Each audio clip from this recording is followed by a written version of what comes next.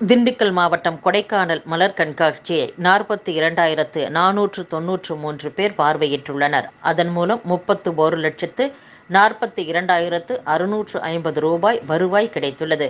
கொடைக்கானலில் 61வது மலர் கண்காட்சி கோடை விழா மே 17ஆம் தேதி தொடங்கி மே 26ஆம் தேதி வரை 10 நாட்கள் நடைபெற்றது. இந்த கண்காட்சியில் மலர்களால் வடிவமைக்கப்பட்ட சேவல், மயில், 360 செல்ஃபி பாயிண்ட், பூந்தொட்டி, தீக்கோழி, மரப்பூப்பந்து உள்ளிட்டவை இடம்பெற்றிருந்தது. தமிழகத்தில் ஜூன் மாதம் 6ஆம் தேதி பள்ளிகள் திறக்கப்படவுள்ள நிலையில் பள்ளிகள் திறப்பிற்கு முன்னரும் திறந்த பிறகும் செய்ய வேண்டிய கல்வி செயல்பாடுகள், கல்விசாரா செயல்பாடுகள், பின்பற்ற வேண்டிய வழிமுறைகள் போன்றவற்றை பள்ளிக் கல்வித்துறை வெளியிட்டுள்ளது.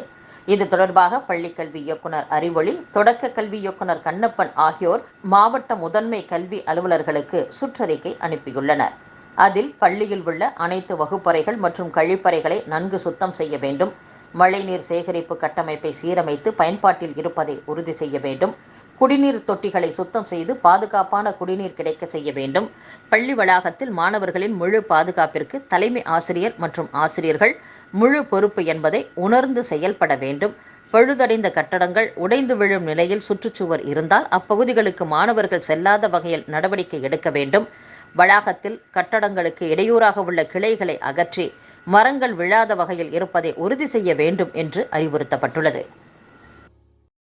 அரசு கலை மற்றும் அறிவியல் பட்டப்படிப்பு 1ஆம் ஆண்டு மாணவர் சேர்க்கை கலந்தாய்வுக்கான தரவரிசை பட்டியல் அந்தந்த கல்லூரிகளுக்கு இன்று அனுப்பி வைக்கப்பட்டுள்ளன. தமிழக ஆளுநரும் பல்கலைக்கழகங்களின் வேந்தருமான RN ரவி ஒவ்வொரு ஆண்டும் துணைவேந்தர்கள் மாநாட்டை நடத்தி வருகிறார். அந்த வகையில் கடந்த ஆண்டு 2023 ஜூன் மாதம் இந்த மாநாட்டை நடத்தியிருந்தார். அதைத் தொடர்ந்து இந்த ஆண்டிற்கான துணைவேந்தர்கள் மாநாட்டை இன்றும் நாளையும் நீலகிரி மாவட்டம் ஊட்டியில் உள்ள ஆளுநர் மாளிகையில் நடத்த திட்டமிடப்பட்டுள்ளது. இதற்காக தமிழகத்தில் உள்ள 48 மத்திய, மாநில மற்றும் தனியார் பல்கலைக்கழகங்களின் துணைவேந்தர்களுக்கு அழைப்பு விடுக்கப்பட்டிருப்பதாக தகவல் வெளியாகியுள்ளன. தமிழகத்தின் ஓரிரு இடங்களில் அடுத்த 6 நாட்களுக்கு இடி மின்னலுடன் கூடிய லேசான மழைக்கு வாய்ப்புள்ளதாக வானிலை ஆய்வு மையம் தெரிவித்துள்ளது. ராமநாதபுரம் மாவட்டம் முதுகளத்தூர் அருகே சொத்து பிரச்சனையில் இளம் பெண்ணை பெட்ரோல் ஊற்றி எரித்து கொன்ற அவரது மாமனாரை போலீசார் கைது செய்துள்ளனர். நெல்லை கிழக்கு மாவட்ட காங்கிரஸ் தலைவர் மர்ம மரண வழக்கு விசாரணையில் 32 பேருக்கு மீண்டும் சம்மன் அனுப்பி விசாரணை மேற்கொள்ளப்படுகிறது. ஜெயக்குமார் தனசிங் எழுதியிருந்த கடிதத்தில் குறிப்பிட்ட 32 பேருக்கும் மீண்டும் சம்மன் அனுப்பி விசாரிக்க CBCID போலீசார் நடவடிக்கை மேற்கொண்டுள்ளனர். திருப்பூர் மாவட்டம் காங்கேயம் அருகே கோவில் கட்ட நிலம் வழங்கி கும்பாபிஷேகத்திற்கு சீர்வரிசையும் எடுத்து வந்த இஸ்லாமியர்களால் அப்பகுதியில் நிகழ்ச்சி நிலவியது. பள்ளிவாசலுக்கு சொந்தமான 6 லட்சம் ரூபாய் மதிப்பிலான 3 சென்ட் நிலத்தை கோவில் கட்ட தானமாக இஸ்லாமியர்கள் கொடுத்துள்ளனர். ஆண்டுக்கு ஒரு பிரதமர் வருவதில் தவறே இல்லை என்று விடுதலை சிறுத்தைகள் கட்சி தலைவர் திருமாவளவன் தெரிவித்துள்ளார். வீட்டு உபயோகிப்பாளர்கள் அனைவருக்கும் 100 யூனிட் விலையில்லா மின்சாரம் தொடர வேண்டும் என்று அதிமுக பொதுச் செயலாளர் எடப்பாடி பழனிசாமி வலியுறுத்தியுள்ளார். குப்பை கழிவுகள் கொட்டப்படுவதால் முக்கிய ஆறான பாலாறு பாழாகி வருகிறது. இதை தடுக்க தமிழக அரசு நடவடிக்கை எடுக்க வேண்டும் என்று பொதுமக்கள் கோரிக்கை விடுத்துள்ளனர்.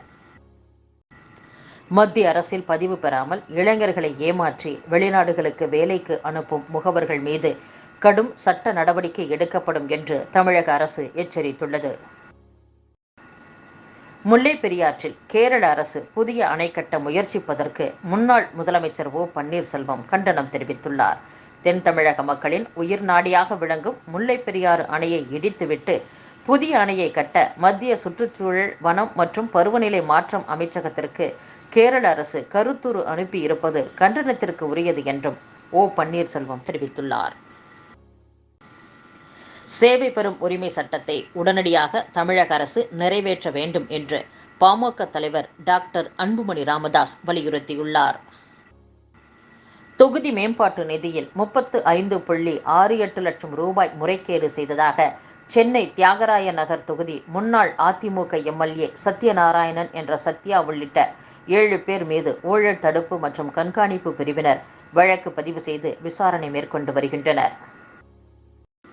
உத்தரப்பிரதேச மாநிலம் ஷாஜஹான்பூரில் கற்கள் ஏற்றிச் சென்ற ஒரு லாரி சாலையோரம் நின்று கொண்டிருந்த பேருந்து மீது சரிந்ததில் 6 பெண்கள் 3 குழந்தைகள் உட்பட 12 பக்தர்கள் உயிரிழந்துள்ளனர். மேலும் 9 பேர் படுகாயமடைந்துள்ளனர்.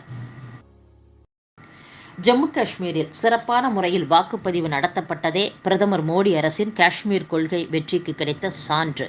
செப்டம்பர் 30ஆம் தேதிக்குள் ஜம்மு காஷ்மீரில் பேரவைத் தேர்தலும் நடத்தப்பட்டு விரைவில் மாநில அந்தஸ்து வழங்கப்படும் என்று மத்திய உள்துறை அமைச்சர் அமித்ஷா உறுதியளித்துள்ளார். காங்கிரசின் முக்கிய வாக்குறுதியான ஏழை குடும்பத்தில் ஒரு பெண்ணுக்கு ஆண்டுக்கு 1 லட்சம் ரூபாய் நிதி வழங்கும் திட்டத்தின்படி அக்குடும்பம் வறுமையில் இருந்து மீளும் வரை அத்தொகை வழங்கப்படும் என்று ராகுல் காந்தி விளக்கமளித்துள்ளார். ஒடிசா வளங்களை கொள்ளையடிக்க தமிழகத்தில் உள்ளவர்கள் இடைவிடாது வேலை செய்து வருவதாக மத்திய மகளிர் மற்றும் குழந்தைகள் மேம்பாட்டுத்துறை அமைச்சர் ஸ்மிருதி இரானி குற்றம் சாட்டியுள்ளார்.